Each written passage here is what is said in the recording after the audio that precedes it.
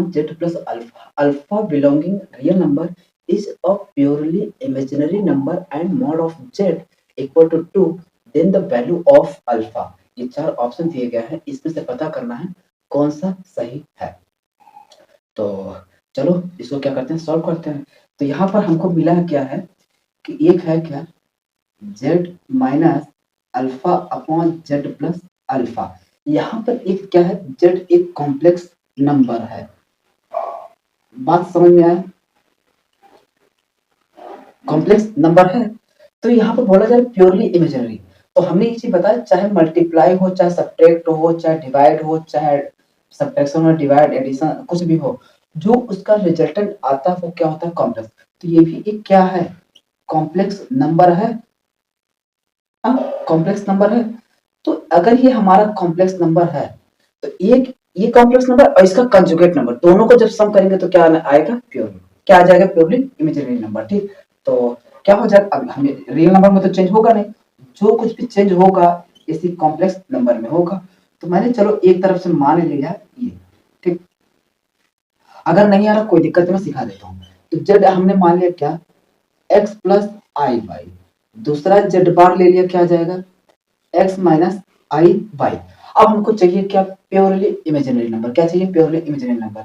तो कब ये आ सकता है, जब हमने यहाँ से क्या करेंगे, जेड माइनस जेड बार, तो एक्स प्लस आई वाई माइनस एक्स माइनस आई वाई करेंगे तो देखो कितना आ जाएगा, एक्स प्लस आई वाई प्लस आई वाई।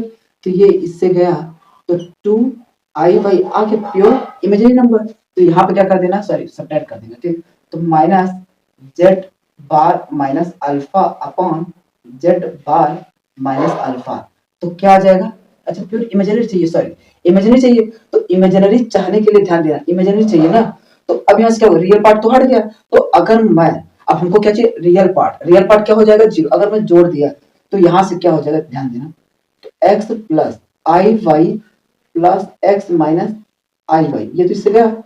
तो क्या आ गया, रियल पार्ट। रियल पार्ट नहीं चाहिए, मतलब अगर हमने कहा कोई कॉम्प्लेक्स है तो अगर मैंने जो कॉम्प्लेक्स आएगा वो हमारा क्या है, इमेजिनरी होना चाहिए, मतलब रियल पार्ट उसमें नहीं होना चाहिए। तो रियल पार्ट को क्या करते, 0। भाई सम करूंगा तो क्या, अगर जब मैंने इसको सब्ट्रैक्ट किया क्या क्या आया था, तो उस टाइम पे आया था कि इमेजिनरी, और जब ऐड करो तो क्या रखे, रियल पार्ट। और रियल पार्ट को ही तो 0 करना है, तो रियल पार्ट को मैंने ऐड करके क्या कर दिया, 0 कर दिया। तो अब जो ये कॉम्प्लेक्स बना ये यहाँ से क्या आएगा, केवल अगर मैंने इसको जोड़ तो रियल पार्ट क्या हो गया, 0 आएगा। तो जो हमारा बचेगा क्या, इमेजिनरी पार्ट बचेगा। वही तो इमेजिनरी पार्ट हमको चाहिए, तो सब्ट्रैक्ट करने पे क्या आता है, इमेजिनरी पार्ट। ठीक, तो मैंने अगर इसको जोड़ दिया तो अब जो नंबर हमको मिलेगा, ये तो हमारा रियल पार्ट 0 हो गया, मिलेगा क्या, प्योर इमेजिनरी नंबर मिलेगा। बात समझ में आ गया। ठीक, इसको क्या करना पड़ेगा, प्लस। आगे देखो, ध्यान देना, थोड़ा सा ध्यान हटा आंसर गलत आ जाता है। ठीक, बस मैंने वही ध्यान दिया कि भाई इसमें चाहिए हमको क्या, इमेजिनरी, और यहाँ इमेजिनरी को मैं ही गैप कर रहा हूँ, तो मिल रहा है क्या हमको, रियल पार्ट। लेकिन असल में हमको चाहिए क्या, इमेजिनरी। तो अगर मुझे इमेजिनरी चाहिए तो रियल पार्ट को क्या करना पड़ेगा, 0। तो मैंने ऐड करके क्या कर दिया, 0। ठीक, अब मल्टीप्लाई वगैरह कराओ तो इसका इधर इसका इधर, तो कितना हो जाएगा, Z into Z bar minus alpha Z bar minus alpha Z plus alpha square plus इसका कितना हो जाएगा, Z into Z bar minus alpha Z plus alpha Z bar और minus alpha square equal to कितना हो गया, 0। अब देखो अगर कुछ कट रहा है तो काट दो। तो ये अल्फा जेड बार से माइनस अल्फा और ये वाली वैल्यू इससे गया, जेड इंटू जेड बार कितना हो गया, 2 जेड इंटू जेड बार।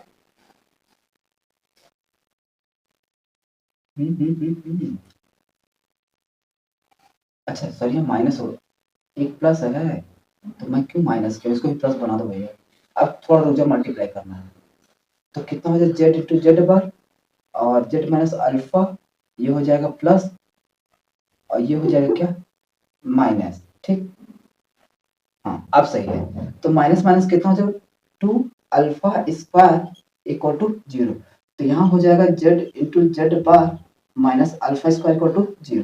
तो उधर गया Z into Z bar equal to alpha square. तो हमने इसी पढ़ा है क्या, mod of Z square equal to Z into Z bar होता है, बस यहाँ रख दो। तो mod of Z square equal to alpha square. तो स्क्वायर लूंगा तो कितना है, mod of Z equal to alpha. Mod of Z की वैल्यू कितना है 2, तो कितने के बराबर आएगा 2 के बराबर। तो मेरा आंसर कौन सा होगा सी। ठीक, चलो बाकी नेक्स्ट क्वेश्चन देखते हैं।